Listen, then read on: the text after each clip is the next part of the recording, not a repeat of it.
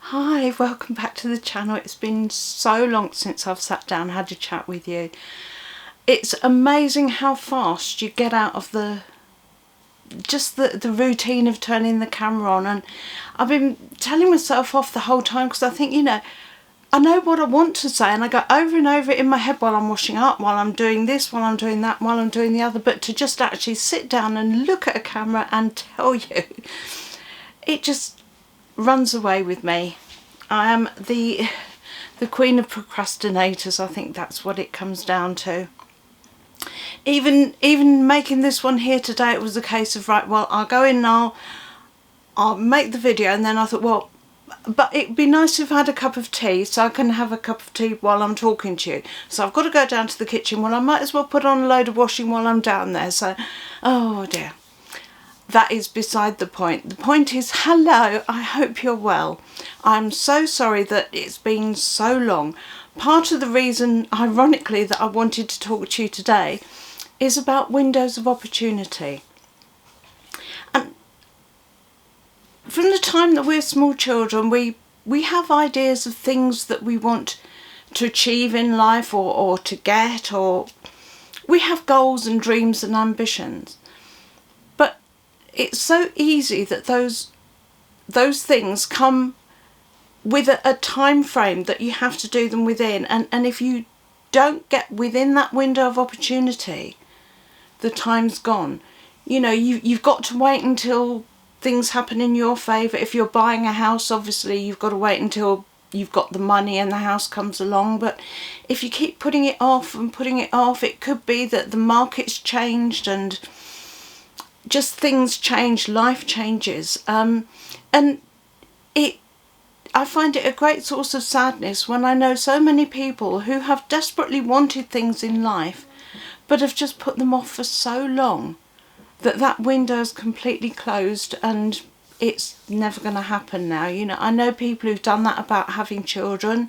They didn't want them and didn't want them and didn't want them until they did want them, and then it was too late and they couldn't have them.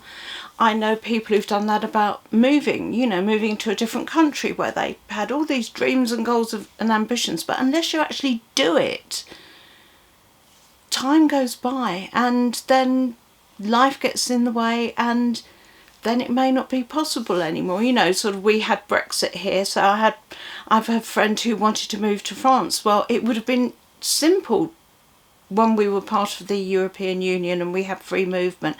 But now things have changed. It's still possible, but it's different. And so, like I say, I'm rambling on now, but I was just talking about windows of opportunity and how important it is to recognise when a window's opening up, but also to be aware that those windows aren't open forever. These things don't come with unlimited time. We have to act sometimes in order to achieve what we want to achieve, or the time's gone and the moment's gone.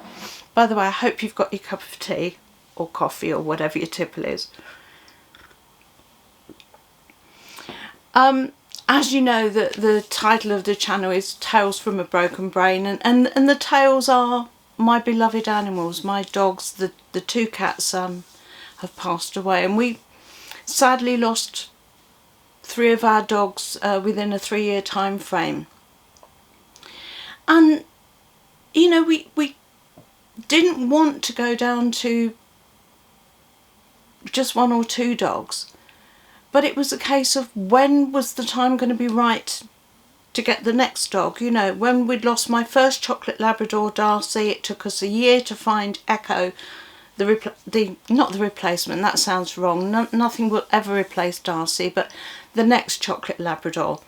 It took me a year to actually find a breeder, because Darcy's breeder had stopped breeding Labradors after 40 years. She'd retired, so I had to find a new breeder that I was happy with, who bred chocolates, and so then had to wait for her to have a litter, and then we got Echo, and then not that long, Echo was only about a year old, and we lost, sorry, that's my phone tinging at me for something. Then we unfortunately lost Chester, our short-haired pointer, in February, and suddenly we were down to just Echo and Bear, the big Greek shepherd. And it was a case of, yes, we do want more dogs, but it was so raw, it was so quick. We weren't expecting it to happen. It was so fast, it was so raw, and it was just, it wasn't right to go out immediately and get another dog. But it was a case of, again, we have a window of opportunity. I'm in my mid-60s. If I get a dog now and it lives for 15 years, you know, I'm going to be about 80 when that dog's elderly. Now that's old to handle a big dog. Neil's younger than I am, fortunately, but he's already 50, which means that in 15 years' time, is he still going to be strong enough to lift an elderly dog into the car if it needs to go to the vets for any reason? You know, we've got to bear these things in mind when we think about taking on another dog. And so it was a case of, we've got to do it sooner rather than later. And also, Bear, our Greek shepherd, is 15 this year, or thereabouts. He was a rescue, so we don't know his exact age, but he's around about 15. He accepted Echo really, really well, but as he gets older and stiffer and more tired, how long into the future is he going to be able to accept a puppy? You know, because puppies are wonderful, but they're also hard work and annoying, not just for us, but for the other dogs. So it was a case of, I knew that the window was there and it's not going to be open for very long. You know, it was a decision that had to be made relatively soon. So I thought, well, it took me a year to find a breeder with Echo. I perhaps better start thinking about it now. And then it was the day before summer solstice, 20th of June. I woke up and I suddenly thought, I'm actually ready. I'm ready to get another dog now. You know, of course I'm still hurting from losing Chester. I'm still hurting from losing Reckless and Darcy before him. You know, those pains are pain that you live with. They don't go anywhere. But I'm ready to take on another dog. So I said to Neil, I think I'm ready. What do you think? And he said, yeah, definitely. And I said, I want to get a black Labrador. I haven't had a black Labrador since Prince, and that was last century. You know, we've had a yellow one recently. We've had 2 chocolates recently, but I haven't had a black one for 25, 30 years. Well, 30 odd years, I think it is. A long time. So I said, I want to get a black Labrador. So I started looking, and the 2 places that I look, because I wanted to get a pedigree Kennel Club registered one, mainly because if you do that, you've got some sort of, not guarantee about their health, but you know that their parents have had their health screened and checked and are bred as far as is possible for healthy puppies. And also, if you go along the show lines rather than the working lines, the show lines tend to have very gentle, placid temperaments. You know, they're due to have, they're bred because they behaviour wise they have to stand and be very calm and perform in the show ring. Very often you'll find that the show line litters also have puppies that go for training as dogs for disabled or as guide dogs for the blind, because they have this very calm, placid temperament. And whilst I'd had amazing rescue dogs, my first one was from Battersea, that was Kelly, but more recently we've got Bear, who's still with us at the moment, and Chester, who have been amazing rescue dogs. But the thing is, with a rescue dog, you have no real idea of what you're getting. You don't know what trauma that dog's been through. You don't know what inherited conditions it may have had. It's a gamble. It really is. Sorry, I just need another sip. So, thinking along those lines, I had decided that it would be another Labrador. So I look at the Kennel Club Sorry, as it goes down, it's gurgling. I'm looking at the Kennel Club pages to look at their. They've got if you're looking for a puppy, they've got a where you can advertise puppies on, and also there's a site called Champ Dogs, which is basically all the show dogs are registered on that website, and again you find litters of puppies that are on there available, or you can get onto a breeder's waiting list. And so I'm looking through and I spy this little black puppy, and I can't remember the exact wording, but it was something about he's the last in the litter to go, and I want him to go very, very soon to his new home, because I don't want him getting too bonded to us as the breeder and her family. And he was just gorgeous, so I showed him to Neil, and Neil just immediately fell in love with him, and he's saying, ring her, ring her, ring her, ring her. And I said, look, we're going out this afternoon. I don't want to ring now and get involved in a conversation, because we're going to be late. So I messaged her and I said, we're just popping out. Can I talk to you later on? If you give me your number, we'll ring you when we get back. And she did. Lovely, lovely lady. And yes, he was still available. He's 10 weeks old. She said that he had an overshot jaw, which meant that his top jaw is a little bit further forward than his bottom jaw. But she'd taken him to her vet at, I think it was about 7 weeks, and her vet had checked him over and said it could be that it will be absolutely no problem at all.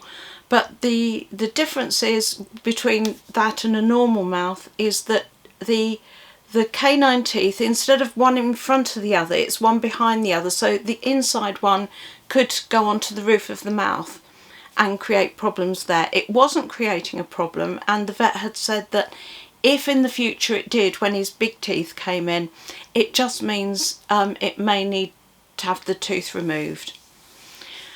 So she told me about that, and I said that is not an issue. We're not showing him, we're not breeding him. He's going to be part of our family, unless it's something that, you know, is going to be damaging for him for the rest of his life, you know, something minor. We've all got little bits wrong, haven't we? I've got half a brain, for heaven's sake. So that was fine. And can we come and see him? And she said that we could go up, I think that was the Wednesday evening, and I can't remember if she said Thursday or Friday. Sorry, it's already weeks ago, so I can't remember whether we agreed to go on the Thursday. I think it was the Friday we agreed to go. And I had said, because I'd put 100 miles in as my limit on the criteria, on the when you're looking through on these websites, you know, I want a black lab, I want a male, I want this, I want that, I want the other, and I want within 100 miles, because I didn't want to have to drive further.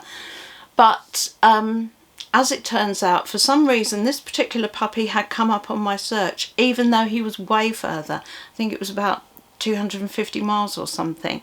But because it was such a long drive, I'd said to her, I know that you want to home him as fast as possible. And if you like us and we like you and we like him and he likes us as well, you know, he's got to have a say in it as well. I said, would we be able to take him there and then?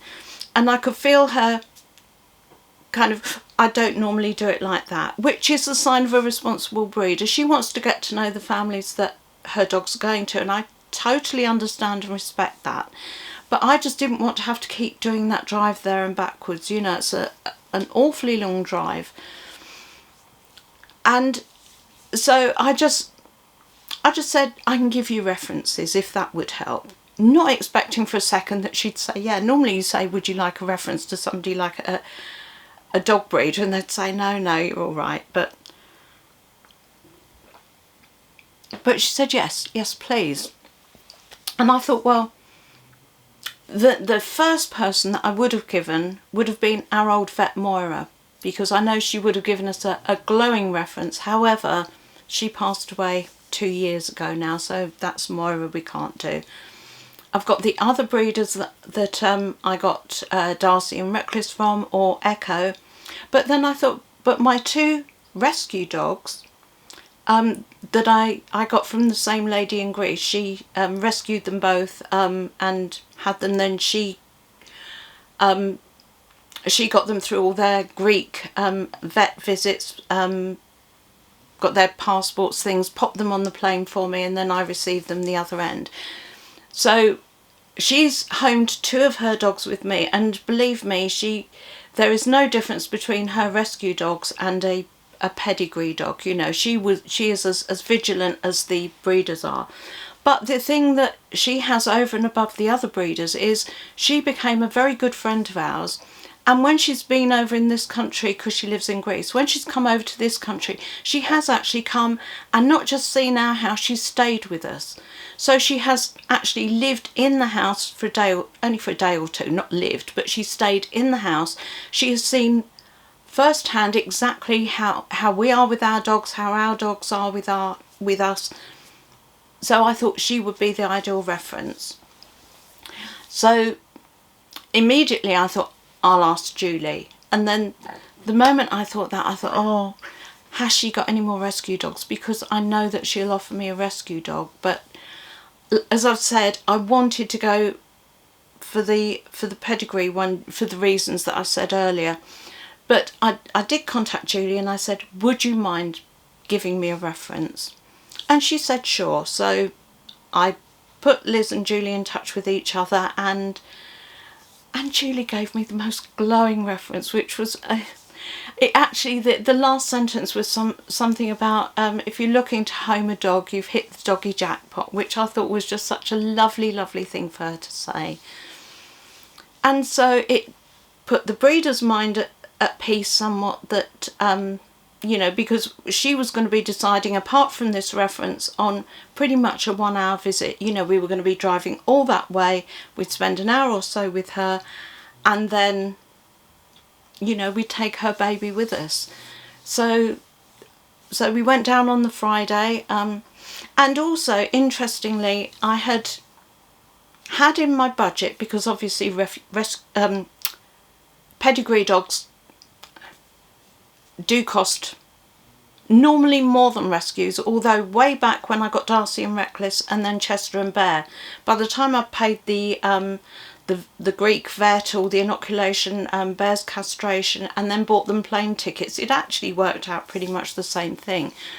But I had got in my budget £1,700, and looking at the advert for the puppy, her other puppies had been going at £1,700, so that was spot on.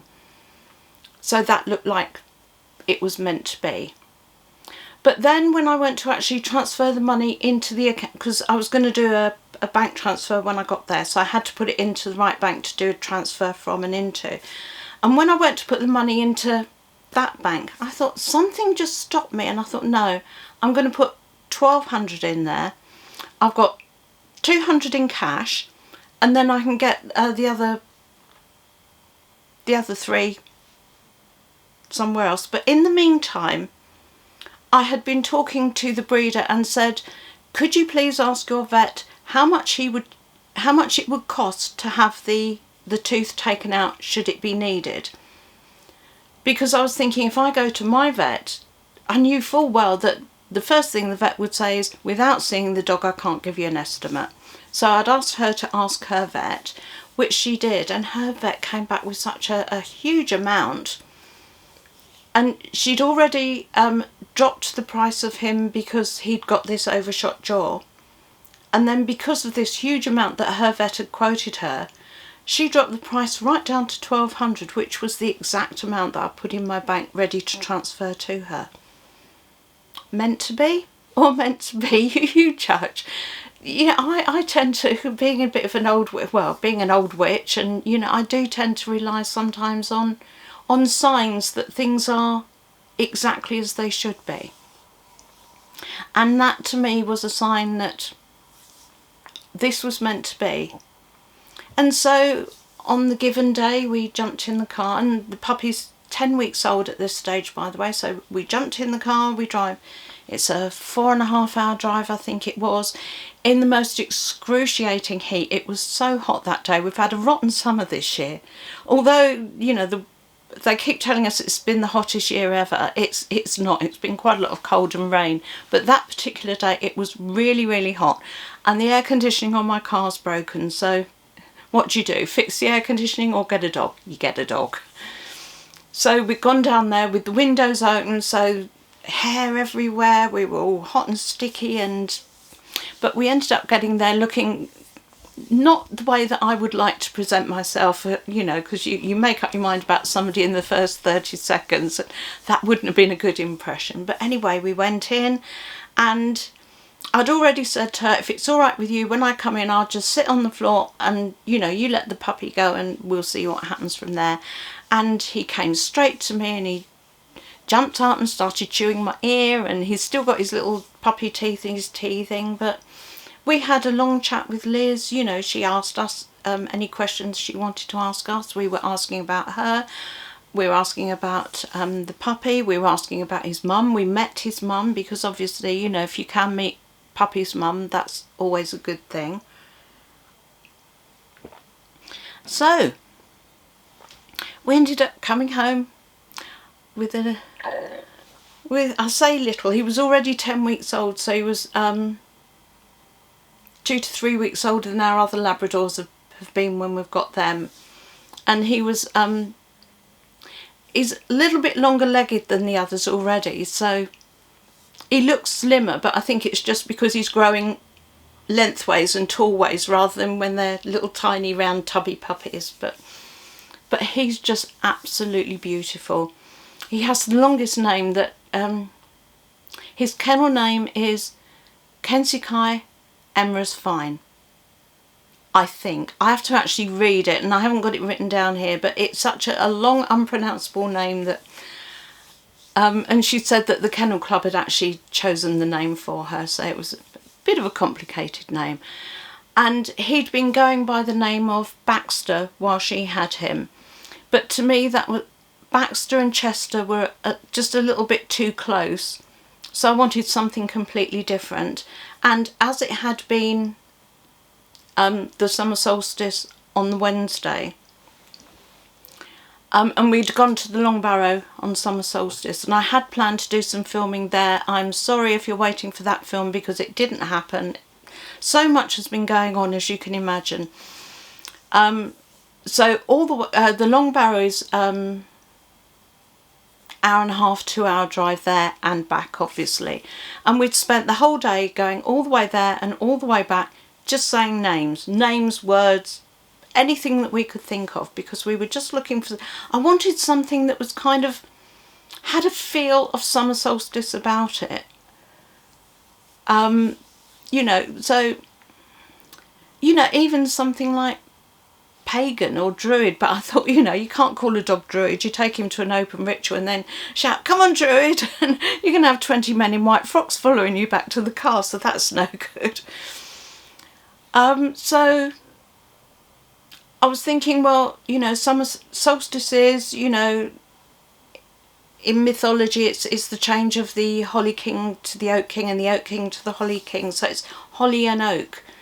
Holly, not right for summer solstice, so I thought oak. I want some, it's a good strong solid name, and for a little boy that needs to grow his jaw, oak is a good name, but oak on its own, not quite enough. And then suddenly it just, Oakley. What do you think of Oakley, Neil? And he said, that's it. So we now have Oakley. And I can't show him to you right now because he's downstairs having his lunch and I'm upstairs filming this, because no more excuses.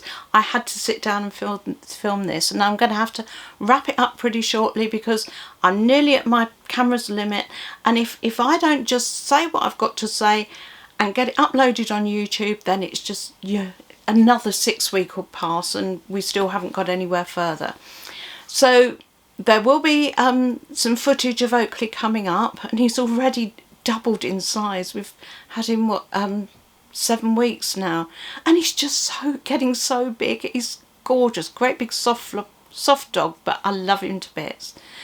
Okay, well that's all for today, so lots of love, and we'll meet you with Oakley soon. Okay, bye.